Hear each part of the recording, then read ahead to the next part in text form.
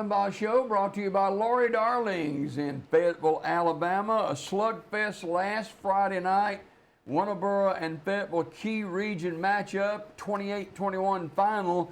You were down 22-0 at one point, but the Wolves didn't give up, did they? Good morning. Good morning, Jimmy. No, the Wolves didn't give up. Our kids are very resilient. They battled back. Hats off to Winterboro. They came in there with a tough game plan, and I don't know about you, but I really thought we were ready for the ball game. I bought gifts for my wife before. I said, this is the perfect gift, and it not being what she needed. Mm-hmm. Well, apparently I didn't have our kids prepared with what they needed. And we fell a little short that first quarter and didn't get things rolling until, after that first quarter. When you give up a block punt for a scuba score on your first drive, that sets the stage for bad things happening. And we just didn't get the job done. Wish we could replay it, of course, but every coach in America wish that when they get an L, don't they? So a lot of mistakes. A lot of things we'd do differently. A lot of penalties on both sides of the ball for both teams. Yeah. For both teams. But I don't know how many games you're going to win with over 100 yards in penalties and 6 turnovers. Not going to win very many like that. No. So there's a lot of things we've worked to clean up this week. We're off this week, so we've spent the whole week focusing on us, focusing on Fayetteville. And I love my kids. Wouldn't trade enough for anything. Love my coaches. Great staff. Great environment to be in. And we're resilient as coaches as well. And we're going to be back in the thick of things against Raglan for our homecoming next week, and looking forward to that.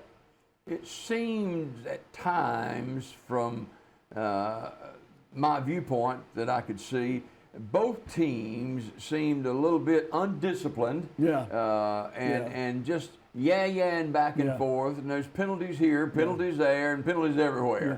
Well, there was a lot of cheapness going on, and you got two teams that are rivals. Mm-hmm. So it was a rival game, and I've seen some things like that between Auburn and Alabama. And when you get in the arena, things happen, and there's hard-nosed football, and that's what it was. It was a hard-nosed game, and those kids were battling. Each side were battling, and they were hitting each other and tackling each other the way you're supposed to do in football.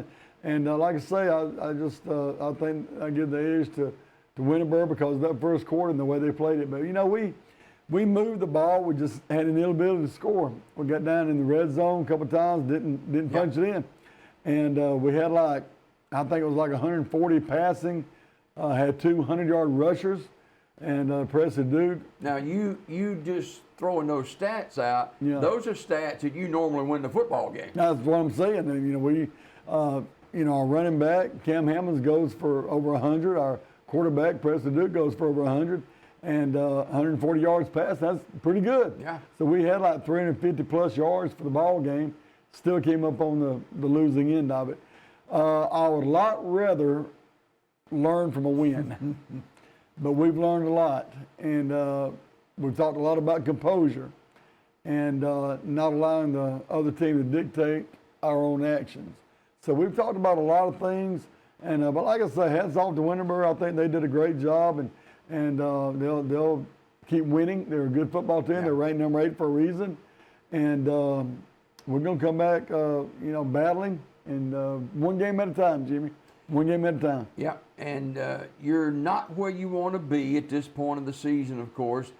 A block punt, you practice those things and practice those things, but when it happens, most times it comes at the most inopportune time, and that one did. We're deep in our territory, and you've got to have the blocking, you've got to have what you need, but a lot of things like on special teams, a lot of times we take those things for granted. Yeah. Oh, we're just going to punt the ball, we'll go down and play defense. Well, you can't take anything for granted, especially against a team like Winterboro. As athletic and hard-nosed as they are, you gotta take care of your business. But, we had some kids step up and do some nice things, and I was very glad to see that. But wow, our kids played hard. They sure did. They played hard, and I'm very proud of them for the effort on that end. 28-21, you scored late in the game, didn't get the onside kick, and final was 28-21. You're off this week and play Raglan next week. Let's talk about the off week. What are you trying to do this week? Well, Monday, we went to Childhood Food Solutions, and our kids donated their time and volunteered sacking groceries for those that need it. And I think that was one of the best things we could possibly do, is to give of ourselves. And, you know, in our life when times are tough, and, you know, for me, for this football coach, and for our kids, you know, when you're 15, 16, 17, you lose a game like that, that's a tough day. It's a tough weekend. I mean, you can ask my wife. I hadn't had a lot of sleep since that game. But, you know, our kids did the right things on Monday. They bounced back on Tuesday and Wednesday. And yesterday's practice, I thought, was the best practice in a long time. We had a great practice, a lot of excitement, a lot of intensity yesterday in practice, and doing things right. Boy, our offense clicked yesterday. We looked good. And defense as well. So we're off today, Jim. I'm gonna get their kids. I'm giving them off today, and we're gonna come back Monday with our Raglan game plan and get going. All right, we'll talk about Raglan next week, but we always want to spotlight a particular player on the show. Who we got today? Brennan Marlin. He had 4 catches for 47 yards, let's say 50 yards, and an interception. He was somebody we found and were able to deliver the ball to him. And Brennan just did a great job. I'm really pleased with his effort. And he's been playing for me for 4 years now. And it was great to see him have a great game. We're looking for more of that. I told him we're looking for a lot more of that through the rest of the season. Absolutely. No doubt about it. What about your volleyball team? Doing fantastic. Just keeps winning. All right. They just keep winning. And like I'll tell people, if you want to watch a really good volleyball game and some intense girls playing, I think she's just doing a great job. And Ginger MacArthur with our volleyball team, Coach MacArthur, she's doing fantastic. But those girls are fun to watch. They're really good. And I can't wait to see how far we go in the state.